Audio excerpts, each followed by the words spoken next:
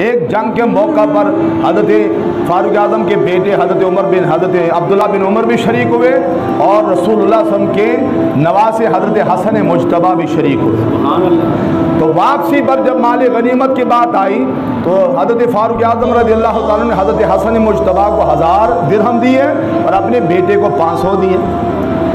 उन्होंने अर्ज़ की हुज़ूर ये फ़ैसला अजब फ़ैसला है, वो तो छोटा सा बच्चा है, मैं जवान हूँ, मैंने भी शिरकत की उनमें, चलो ज़्यादा नहीं तो बराबरी कर लेते हैं। आपने उनको ज़्यादा अता फरमाया और मुझे कम अता फरमाया।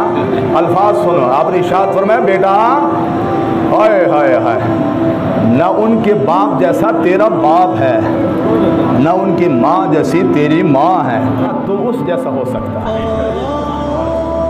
क्या खूबसूरत कलिमात है। ना उसकी माँ जैसी तेरी माँ है, ना उसके बाप जैसा तेरा बाप है, ना उसके नाना जैसा तेरा नाना है, तो कैसे उसके साथ बराबरी करता है, किस बुनियाद पर बराबरी करता है। ये मोहब्बत के रिश्ते थे वहाँ पर। लेकिन अफसोस, मैं आखिरी कलिमात जो अर्ज़ करता रहता हूँ, उनका कुछ नहीं बिगड़ता, सब कुछ तेरा ही बिगड़ेगा।